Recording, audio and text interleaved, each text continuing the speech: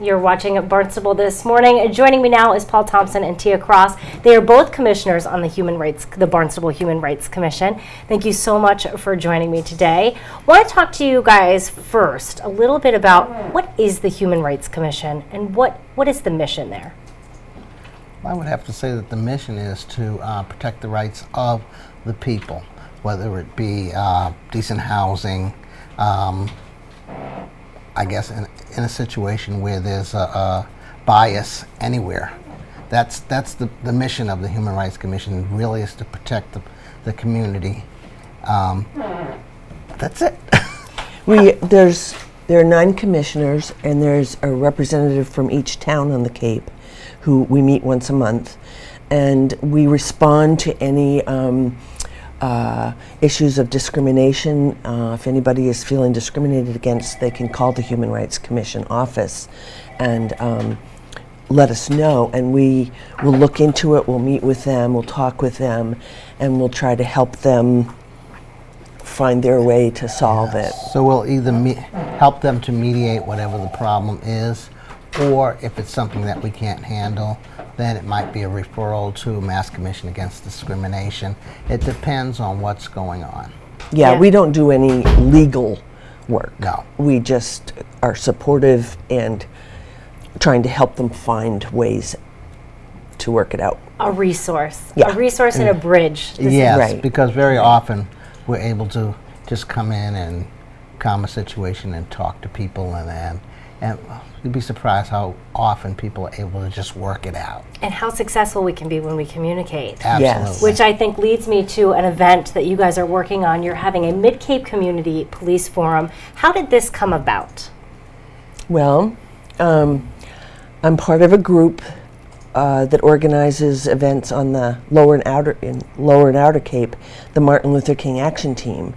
And a year and a half ago, in June 2014, we put together a community police forum that was held in Orleans, and the place was packed, and we invited all the chiefs from the Lower and Outer Cape and my Dennis chief to participate, and they were on a panel, and they responded to questions. They talked about their community policing programs.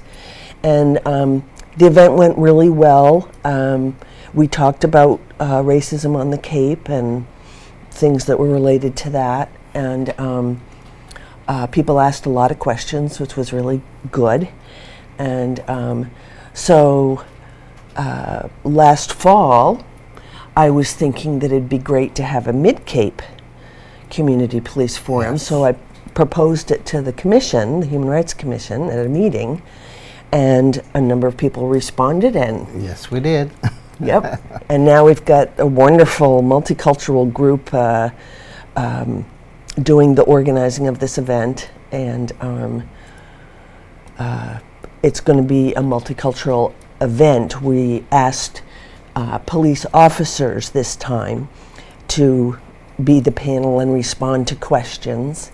Now, why do you think it's so important to not only hear from the chiefs, but in this one to really hear from the officers who are working with the community? Well, in the community, we have to include police officers. They're the ones that are out there, and we are too, as citizens. And so what we want to know is how a police officer feels when they approach us, or when we're approaching them, and vice versa. Because the humanity is taken out of it sometime, and we're just seeing a badge, or we're just seeing a kid that's acting silly.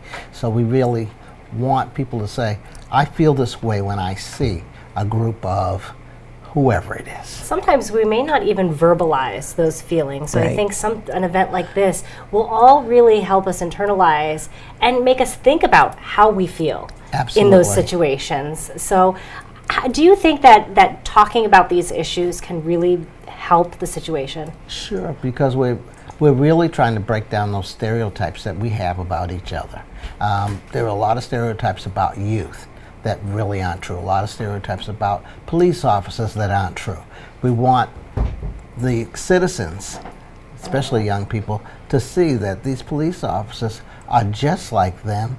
They are family people. They have children. You might even know their children at school. And vice versa. These kids are out there. They're doing the same things that your children are doing.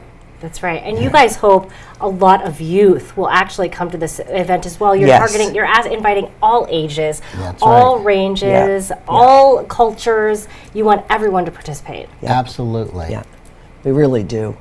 And if anybody wants to come but feels shy about speaking in public or asking a particular question in public, we'll have cards and they can write down their question and the moderator will ask the question. See, that's nice because then you have a little separation. You don't have to feel like you would be targeted. Right, or exactly. You don't have to feel embarrassed to ask a question. Exactly. Right. Which sometimes we know happens. I mean, it's kind of intimidating when you're in a large group of people. So making everyone feel really comfortable, I think, is really important stuff. That's Yeah, important. yeah. And on that note, too, we've decided that the forum should take place at the Zion Heritage Museum, which is right in the community.